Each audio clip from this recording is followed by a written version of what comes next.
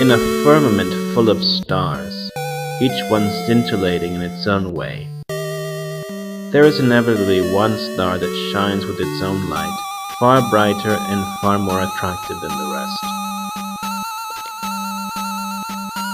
A star with such a soothing and particular glint that it attracts us to it, beckoning us towards its gleam.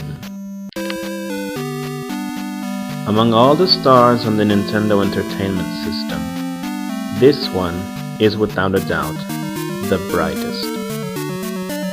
The Legend of Zelda 2: The Adventure of Link.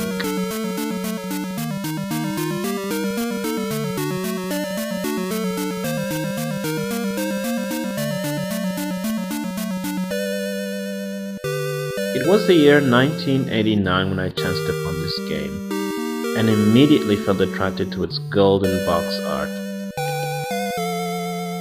It stood out among all the others, and immediately I knew I had to play this treasure.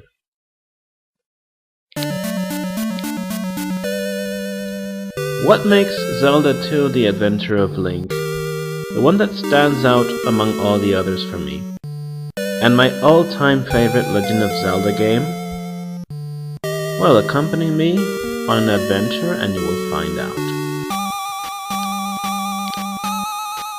First we have to look at the first most important part of any game, and it is the box. A box is designed to attract you. It's designed to be a way of saying, pick me among all the others. This box over here is classy. It has a very simple image, but at the same time, it's mystifying. As its name implies, Zelda 2: The Adventure of Link is precisely that, an adventure. And adventure games are the ones that I enjoy most of all. The next thing that attracted me was the story. Now, Zelda 2: The Adventure of Link takes place a few years after the events in the original Legend of Zelda. It tells the story of Link on his 16th birthday, when a mark appears on his left hand. He immediately goes to tell Impa, the royal nursemaid, and she surprisingly tells him the story of the Legend of Zelda.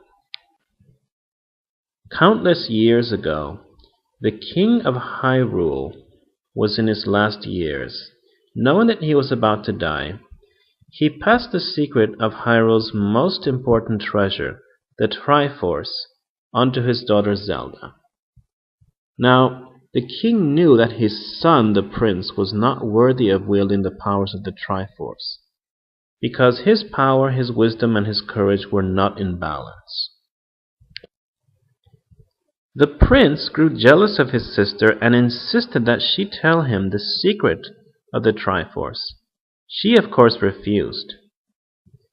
The prince threatened to put her in eternal sleep if she didn't tell. Still, even under this threat, Princess Zelda refused. An evil wizard who had been behind the prince, acting in the shadows as an accomplice, placed Princess Zelda under an eternal sleep spell, and in doing so, he condemned himself. Now, some speculation has arisen that this wizard might have been, in fact, Ganon, but nobody knows for sure. The prince, saddened by the consequences of his actions, placed Princess Zelda in the northern castle, behind a wall which would only open when a chosen youth would appear who would break the spell. This chosen youth was Link. Impa gives Link a bag with 6 crystals which must be placed in statues in palaces across Hyrule, and an ancient scroll written by a sage. The ancient scroll explains to Link what he must do to break the spell on Princess Zelda. And it is in this scroll that we first learn of the Triforce of Courage, which is hidden in the Great Palace in the Valley of Death, in the most forsaken corners of Hyrule. Link, armed with this magical sword and shield, sets out to place the 6 crystals inside the palaces and break the spell. However, it'll be much easier said than done, since Ganon's minions are still lurking around, and they're trying desperately to revive their master. They need only one thing to revive Ganon: the blood of Link. The Legend of Zelda: The Adventure of Link is basically a side-scrolling action game mixed with overworld and mixed with town scenes. Now, the town scenes are the places in which you gather information and learn spells from the wise men. The action scenes are where you actually progress through the game, you battle enemies, gain experience points, and the overworld serves as your map to Hyrule.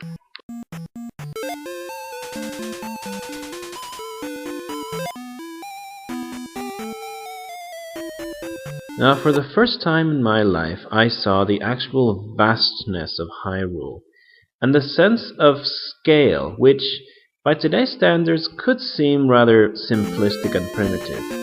But back in 1989, when I first chanced upon this game, it felt grand, it felt enormous. It felt like it truly was an adventure. Now, controlling Link is easy, and learning to fight is actually one of those moments in which it's easy to understand, very difficult to master. You have your sword, which under full life can shoot a sword beam which has a limited attack range and can harm certain enemies.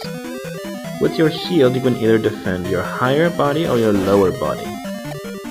If you're defending your higher body, you're vulnerable to low attacks, and vice versa. The objective of the game is to travel to these towns, search for information, get all the clues you can, find magic spells which will help you, and conquer the palaces. There are 6 palaces throughout Hyrule. Each one of them has a very tremendous amount of enemies, traps, and all sorts of dangers inside. At the end of each palace, you will encounter a boss, which is far tougher than the regular enemies. And at the same time, you will encounter an item which will help you on your quest. Once you recover the item and defeat the boss, you must place a crystal inside one of these statues. Once you place all 6 crystals inside the statues, the final palace, the Great Palace, which is hinted in the scroll that the Great Sage left, will finally open so you can find what you're ultimately looking for: the Triforce of Courage. Along the way, you will learn several magic spells. The Shield spell, which will reduce the damage you receive by half. The Jump spell, which, as its name implies, will allow you to jump higher. Now, there are a number of reasons why I love this game so much, and why it is my favorite Legend of Zelda game. Perhaps the biggest of which is the absolute scale of this game. Hyrule is a sprawling world that opens before your eyes. And as you travel, the terrain changes from a more inhabited and friendly place to a more desertic and isolated place. That sense of isolation and absolutely being alone in the world in this hostile environment, and having to use your wit, your strength, and your courage to survive in it. This game captures that feeling perfectly.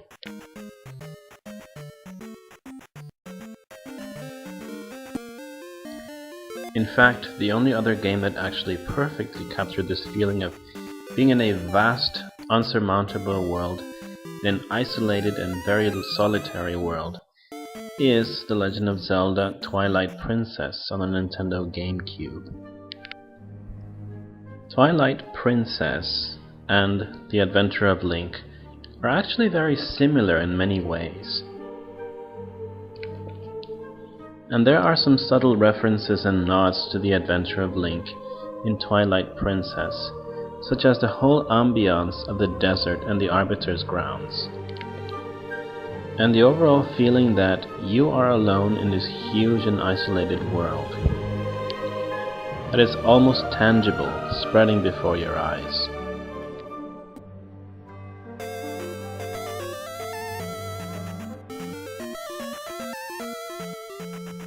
The scenarios in this game are countless, from Stonehenge-type structures to deep forests, to the sea, to mountains to deserts. It is really a living and breathing world.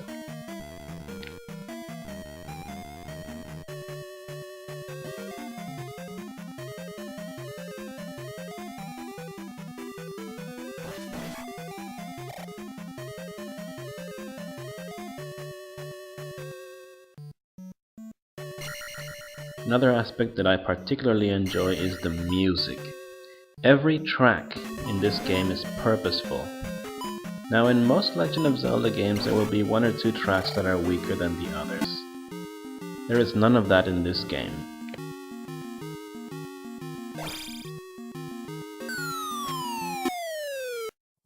Zelda 2's soundtrack is so stellar, and the music is so well composed that it holds up so well today. In fact, some of the music was reused in more recent games like Super Smash Bros. Melee. That speaks for the overall quality of the music. All in all, this game is an experience.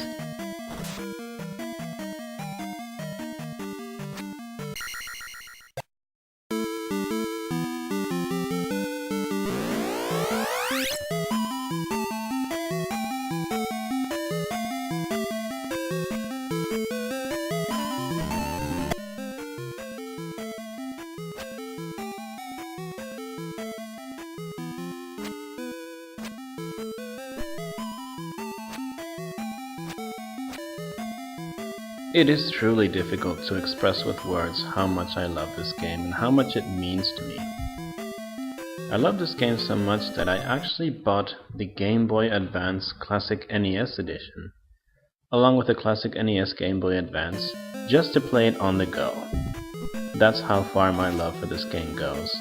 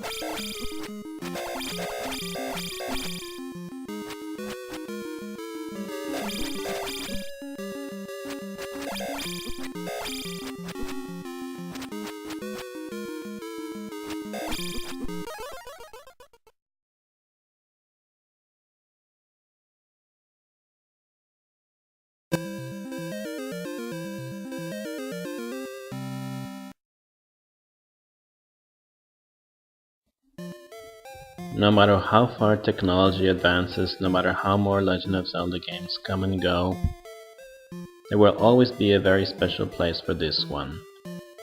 Because this is the most representative of the Legend of Zelda. It is an excellent game, an excellent experience, but at the end of the day, it is one thing above all else. And that is an adventure.